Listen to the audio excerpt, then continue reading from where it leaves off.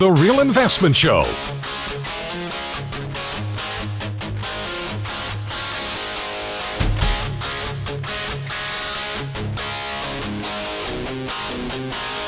And welcome back to the show this morning. I'm your host, Lance Roberts. Danny Ratliff joining me as well. So, Danny, got any travel plans this summer?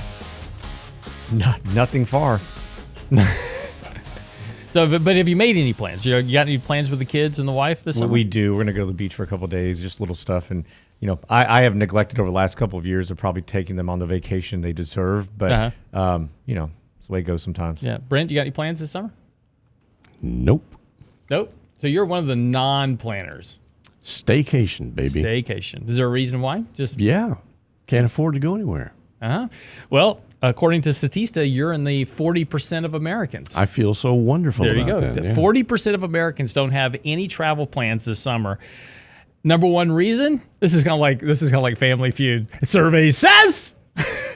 There was a great one on the other day. So Steve Harvey was asking this guy, and it was like, what's the one thing that you get out of, that you want to get out of the most? The guy goes, marriage. And and he looks at Steve Harvey looks over at his wife and says, he's in trouble when he gets home, isn't he? Oh, that's great. So survey says 45% of Americans say they don't have any travel plans because they couldn't afford it. So you're in the number one answer. Number two answer was 33% was they were trying to save money. Number three answer, 21% will go at another time of the year. And the fourth answer was want to enjoy a staycation for a change. Mm-hmm. That's kind of the consolation answer right there. I was doing some math on this whole 18-cent gas tax thing. Yeah. If they take 18 cents off the price of gasoline on a fill-up for my car, 9 gallons, I'm going to save $1.62. That's $1.62 towards a vacation. Boy, howdy. Hey, you better put it in that account. That's the rule we have, that if we do something we could pay somebody else to do, or we have a savings, you have to put it into an account. Or you don't really make that savings, right? You just spend it somewhere else. Right. That's one of the big fallacies of I wrote an article about this a while back, is that this was when we were talking about falling oil prices, right? And then falling oil prices were great because we were saving all this money at the pump. And I go, that's really a very false statement, because you don't pay for gas at the pump. You just stick your card in and then you go off on about your business. And so, you may pay for less at the pump, but then you turn around and you go spend it somewhere else, right? You go buy coffee with it or whatever. And so the problem with savings is that we have these theoretical savings, but we don't actually save the money. To your point, if you have $100 a week to spend, right, and I have it in cash, and I pay, and normally it takes me $80 to fill up my car. I'm just throwing out a number. Danny costs like $800 for his truck, but if it takes me $80 normally, and I spend $20 on food for the rest of the week, right, and I can save $10 at the pump, then I have $30 to spend, and so I'll wind up spending $10 at the flower shop to go buy my wife some flowers, right? Nice gesture, keeps me out of trouble at home, but we don't really save the money because we just wind up spending it elsewhere in the economy. And when we talk about retail sales in particularly, we measure these retail sales in dollar volume.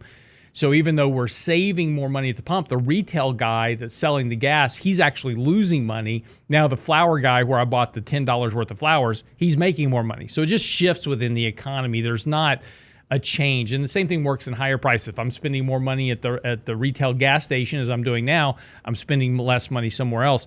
And retail sales, by the way, on a year-over-year basis have now just entered recessionary territory because of that very reason. We're also seeing the usage of oil and gas products are gone down significantly from 9.4 million a day last time this time last year to 9.1 million. So that's a pretty significant change. And I think that you're going to see people's, obviously, like Brent mentioned, households are changing what they're doing. And I think that's an important aspect of this. And, you've always talked about a cure for high prices is high prices. And we're seeing that. The savings rate has gone down. It's diminished significantly. It went from pre-pandemic about 34% down to, I think it's like 4% right now.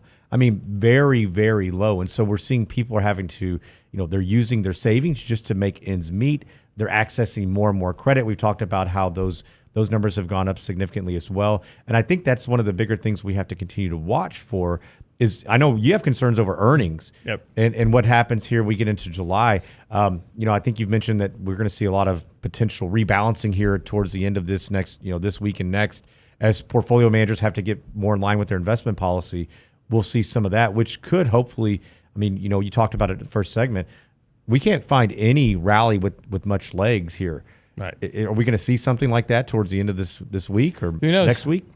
Well, today we've got Powell coming out. He's going to be talking about how he can potentially create a soft landing in the economy, and which is basically bring down inflation without causing a recession.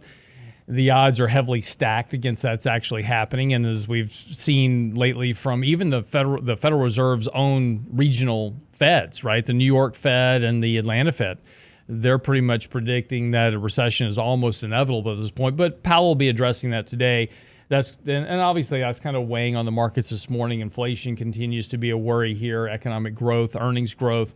And look, we're going to see a big earnings recession coming up over the next several months. In other words, earnings declining because economic growth is slowing. And if you can't maintain high earnings when economic growth is slowing because they are a function of each other, right? So Yellen out today also, she's going to be saying that she believes there's a path to bringing down inflation while maintaining a strong labor market. Yeah, that's not going to happen either because already there's a big problem in the labor market, and we're already starting to see that occur. But wages that were rising, all those wage increases that we were seeing over the last year or so because we had all this demand coming in from the economy because everybody had a check to spend and everybody's running out to spend it. So everybody was trying to hire somebody that they had already laid off previously, trying to get them back. Everybody's job hopping, leading to wage increases. Now that demand is falling off. And now what are we seeing? Exactly what you would expect, which is the reverse. We're seeing hiring freezes, layoffs, all these type of things. And now wages are coming under pressure because, hey, if you want a job and you want to keep it, or A, if you want a job, you're going to get paid less for it. Well, some corporations are actually walking back offers that they've made over the last month saying, hey, guys, not right now. You're going to have to hang tight or we don't have that position any longer. Yeah. Or you can have it, but you're going to take less. Yeah. And then that's just but again, this is just kind of where we're headed. So again, we're seeing that occur. And, of course, inflation and the fact that wages are now under pressure, which means they're now underperforming inflation even more, and that's going to make it more complicated, for consumers to make ends meet. No, I think so. This weekend it was interesting. I read we got our community impact paper, and so if you're from Texas or in Houston, you probably get one of those as well.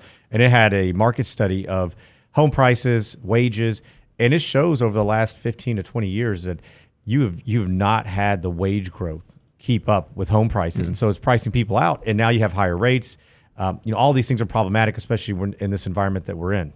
Well, and again, low interest rates led to everybody wanted to buy bigger and bigger houses. And the home prices are a function of supply and demand, right? So if nobody wants to buy a $150,000 or $100,000 or $60,000 house, because, again, we were talking about houses earlier in the show. That house that my parents bought back for $11,000 back in the 60s. Yep. Inflation adjusts that's about an $80,000 house now.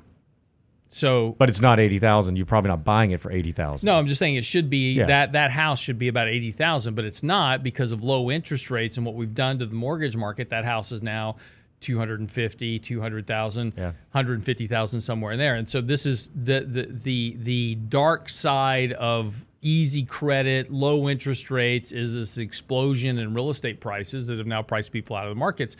And and here's the thing, and this is what we were talking about earlier. If the Fed would just stop messing with stuff, right?